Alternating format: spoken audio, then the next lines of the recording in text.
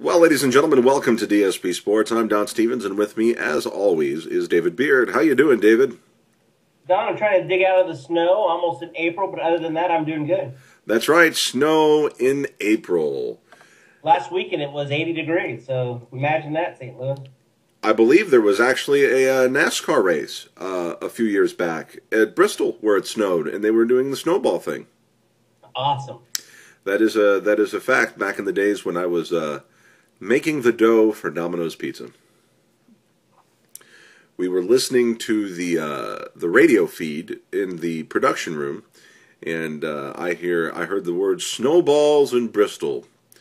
I was like, wow, for the race. So that's. I would love to see NASCAR racing in the snow. They can make a tire for that. That'd be awesome. Well, they already have tires for that. But we have them on our cars, the snow tires. Nice. They just have to put windshield wipers on the car, which is something that they still haven't done for slight drizzles and rain for some reason. And they might have to actually install headlights and not the sticker headlights. Hey, sticker headlights work just as well as regular headlights. Okay, I didn't know that. Yeah, you don't know that because they just never turn them on. Well, ladies and gentlemen. That would be awesome night racing, if you think about it. No lights, all headlights. I agree. Well, the race that they could do that at would be Bristol, the next Bristol race, not the one we just had, because the one we just had was, in fact, the day race. And it was an exciting, close race for Dave and I, because we were very, very close in the points for this race. Dave, you beat me by 1 point. I did. Well, overall, I think I'm up by 1 now, but I mean, we're going back and forth on this, Don. Either you're up by 1 every week or I'm up by 1, so it's making for a fun competition. That's right. So if you go back into the annals of history, we've got our first race. In our first race, Dave, I believe you won. And then the next race, I think maybe it was me, or it was a tie. And then the next race, I think I won, and then it's been going back and forth. In this race here, the one that we just had, you edged me out by a single point. Now, does that mean that you're a better race car? If we were behind the wheel of a stock car, that means, Dave, that you would be a better race car driver than I am 1 week, and then I would be a better race car driver than you the next week, right? I mean, it translates, right? I have a feeling that you might be a better race car driver than me every week, Don. Why is that, Dave? I've been told that I drive like an old man. Like an old man? Yes. Interesting. So you drive basically like Michael Waltrip. I drive exactly. I might drive a little faster than him because I do go 3 to 5 miles over occasionally. I love Michael Waltrip. I love him on his commercials. I think the commercial that he's done now recently where they're singing. Yeah. With the Elvis. With the Elvis, and then he breaks his commentator suit off, and he's got all the Evel Knievel Elvis looking stuff. It's awesome. I love that commercial. Well, you know, Michael Waltrip's the only NASCAR driver that has more DUIs than wins in the last 2 years. So really, yeah. Wow, more DUIs. Last 2 years, anyways. Holy smokes! Well, we both picked. I picked Casey Kane to be in the top 10 in this last race, and he made it into the top 10. Yes. I also picked Matt Kenseth, which you did not pick. You picked, I believe, to wreck. Yes. And he finished in the top 10. I went against my trends, and I picked a Busch to be in the top 10. And I got it. I got Kurt Busch was in the top 10, and I picked Carl Edwards. And here's what killed me from tying you in this race. Dale Earnhardt Jr. finished in 11th place. Yeah, you know what? It was bummed me out because I actually watched the races on DirecTV, and you can actually sit inside his car the whole race, and that's what I do because I'm a Junior fan, even though he kills me sometimes. But he was directly behind Newman for like 10 laps, and he couldn't pass him. And you could tell in the last couple laps he just gave up. He was frustrated. But if he would have passed him, actually we would have finished the same as we did because I had him in my top 10 too. But it was a little frustrating because as a junior fan, I'd like to see him get in the top 10 again. Well, I don't know who finished 10th. It was Ryan Newman. Ryan Newman. All right. Well, neither of us picked Ryan Newman, so you're right. It would have been the same. It would have been the same. But still, I would have had more points, and you would have had more points. And the reality is that I'm sitting here and I'm watching the end of the race, and I'm like, come on, Dale, make your move. Come on, make your move. Make your move. And Earnhardt couldn't do it. And a couple of weeks ago, in another short track race, I think it was Phoenix, where the last 2 laps he passed Denny Hamlin and finished and got the top 10. He finished in 10th, but he was able to make the pass, but not this week. And I think that one actually benefited me. So. And that one actually benefited both of us. I think we actually had Junior in our top 10 for both of us the whole year. Well, that's probably going to be something, unless Junior really starts performing poorly, that we'll both have him in our top 10. Therefore, he won't necessarily win us big points. The only place I could see Junior really having a major effect is taking a number 10 away from knocking one of our picks off. Well, and I've talked to you a little bit about this on Facebook, but I've really got to start making my picks. Like, I could be up on you big right now had I done what I should have did last week, which is pick Kyle Busch to win that race. And I said, Tony Stewart's been fast. I tried to rationalize it. I tried to do all this stuff. Tony Stewart should win. But I have such a hatred for Kyle Busch that I don't even understand why I have it, because the guy actually, no matter if it's the minor leagues, the trucks, I know you like to call it the minor leagues, that's why I call it that, or the Sprint Cup, he is always up there. And I knew last week he was going to win, but I went with my heart over my head and picked Tony Stewart over Busch. So luckily, Kyle Busch, I picked him in the top 10, but he didn't finish. So I've got to start being smarter with my picks and not go with my heart. I need to go with my head a little more. Well, you picked. I do the same thing, and I go with a mix of heart and head. I look at the statistics, and then I look at who I also want to be on there, because it is fantasy. You know what I'm saying? So we can go there, and we're not going to lose any big money. The interesting thing for you though is that we both picked Carl Edwards together. You're not the only one that picked Tony Stewart to win this race. A lot of people on the internet and a lot of commentators thought that Tony Stewart was going to win this race as strong as he has been racing. So I don't think it's really an all-heart decision last week to have picked Tony Stewart, because you weren't the only one. Well, my heart decision was not to pick Kyle Busch. Yeah. I thought Kyle Busch was going to win. I really did, and thought Stewart was going to finish in the top 5. But I talked myself into some weird reality that Tony Stewart was fast the week before, and I listened to people's talking points, which is probably what you've heard. Yeah. And I was able to talk myself out of it, because I just don't want Kyle Busch to win. When he wins, Don, I turn off the TV. Well, here's the problem. You're going to be put in a position now where you're going to be voting for Kyle Busch to win and have to be upset over him winning, even though you picked him. No, but at least I have a reason to be happy he won. Okay, no, that's a good point. That's a good point. One thing that we both picked is Jeff Gordon, and he just didn't produce in this race, unfortunately. And I'm really wanting to see Jeff Gordon. If Dale Earnhardt Jr. can't win a championship, I would like to see Jeff Gordon take it back from Jimmy Johnson. That's just my personal view.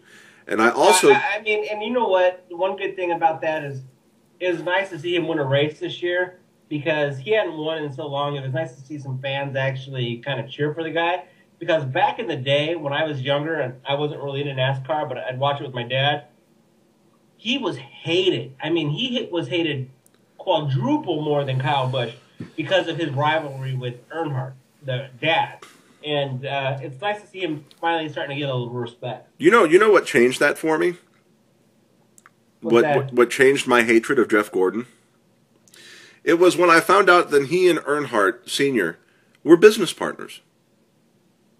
Yeah, well, not only that, like when Gordon would win, like the ESPN award for the best NASCAR driver or whatever, like there was actually one year where he did a toast to Earnhardt, so he always showed Earnhardt lots of respect. Yeah, they liked each other. As a matter of fact, from what I understand, Earnhardt kind of mentored him for a while. So it's he saw his quality, and he saw that and I don't remember ever seeing Earnhardt and Gordon go nose to nose in the pits or after a race. No, but the fans hated Gordon because he was. I mean, back in the day, he was Jimmy Johnson, but with nobody like.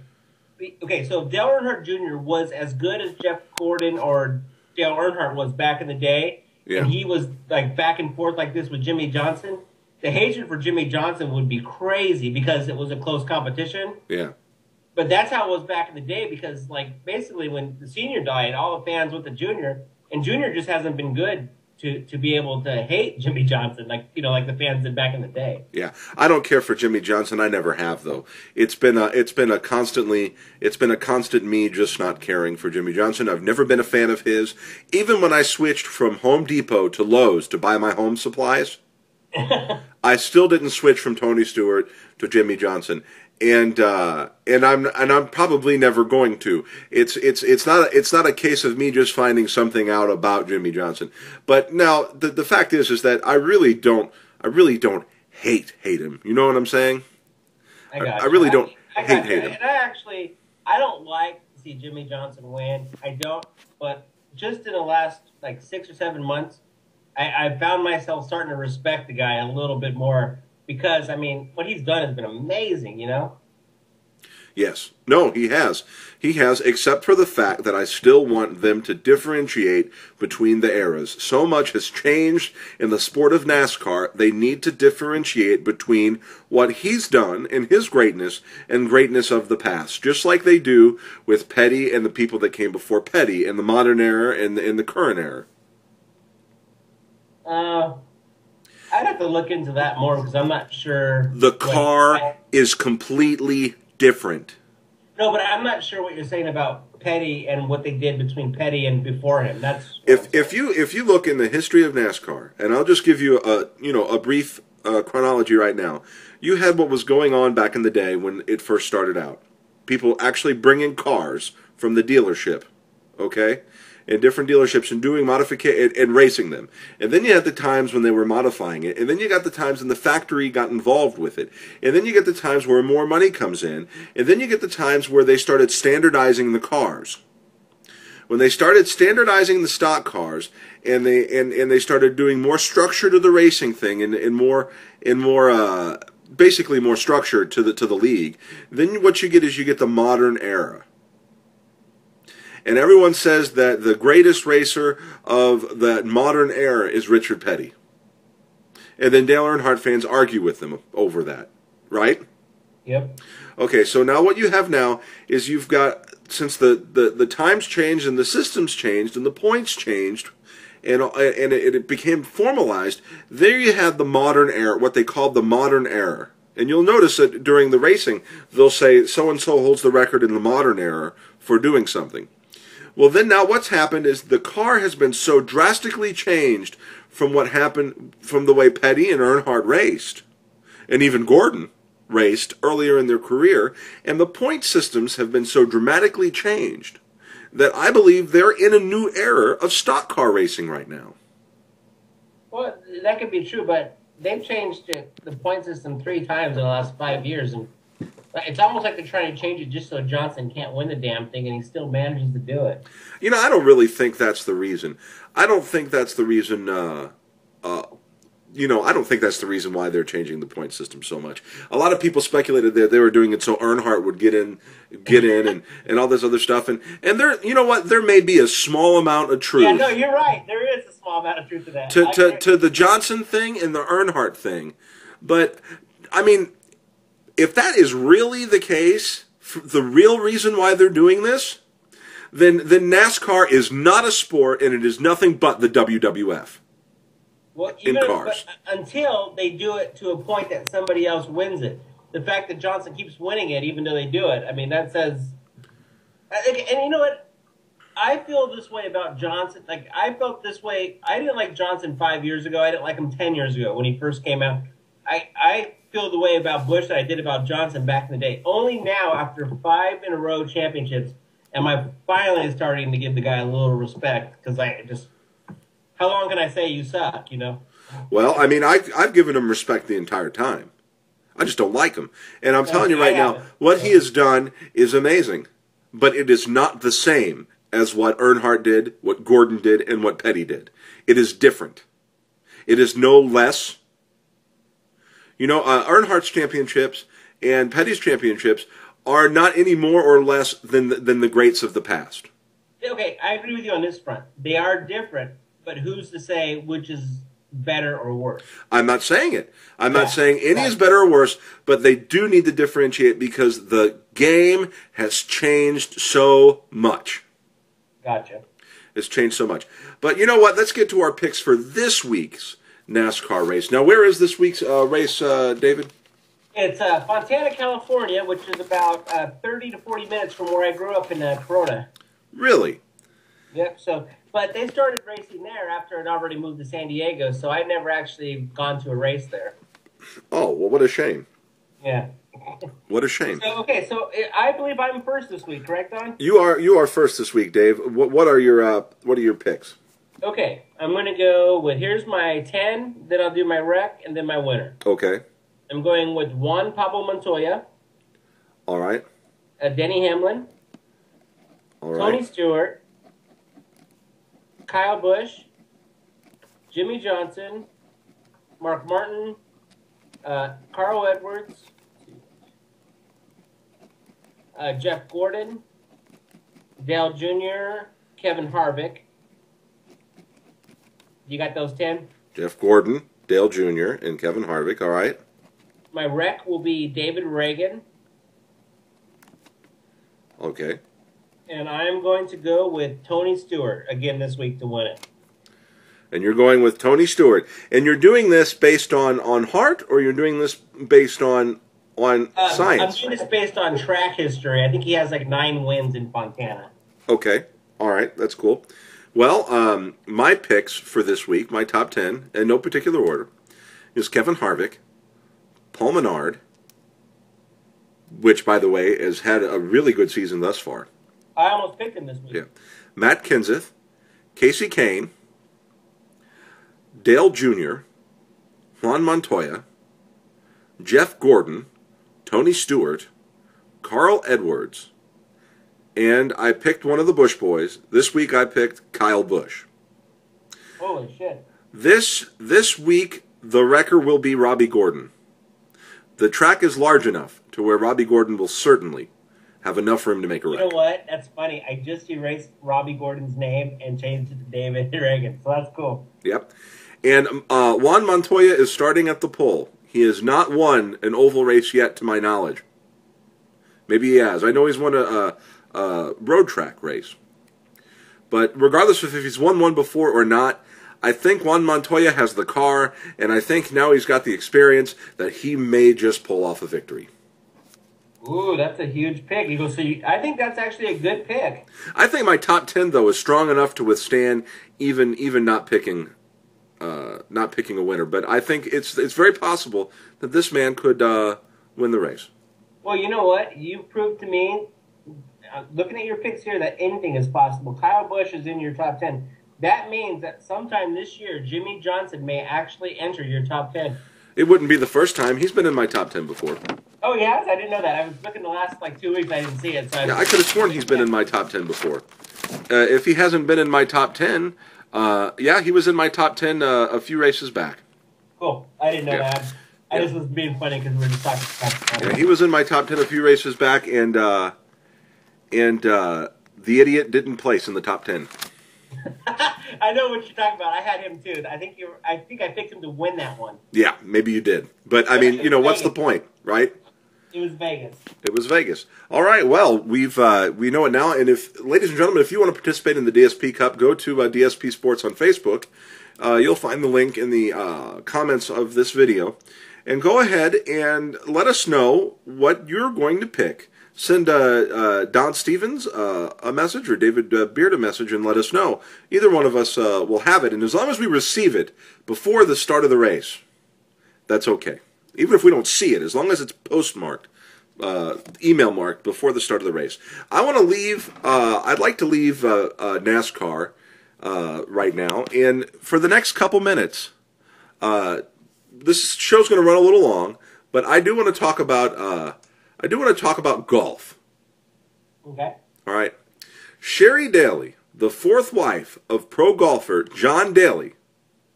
All right. Now this is going to shock people. This is going to shock people. Says that her unfaithful husband's antics, that's John Daly's antics, would make Tiger Woods look like a saint. Is this shocking or what? John Daly, who would have thought? No, it's shocking. Next you're going to tell me he's an alcoholic. He is? Oh, okay. Oh my God. Oh my God. What is going on? Ladies and gentlemen, I am too choked up to finish the show. This is DSP Sports. We'll see you next week.